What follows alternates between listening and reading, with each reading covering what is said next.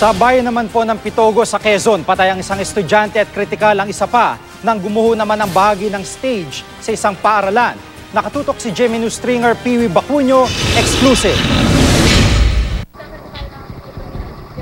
Isang malaging na aksidente ang gumimbal sa mga taga-Pitogo, Quezon noong Biyernes ng umaga. Bumigay kasi ang bahagi ng stage sa Kawayan Elementary School habang namumulot ng basura ang mga estudyante. Dead on the spot ang grade 2 student na si Andrew Miguel Aviles. Kritikal naman ng kaklase niyang si Ken Merillo. Maayos na ang kalagayan ni Crichelle Perin nagtamo ng sugat sa ulo at katawan. Ayon sa ina ng isa sa mga bata, gusto nilang kasampahan ng kaso ang paaralan.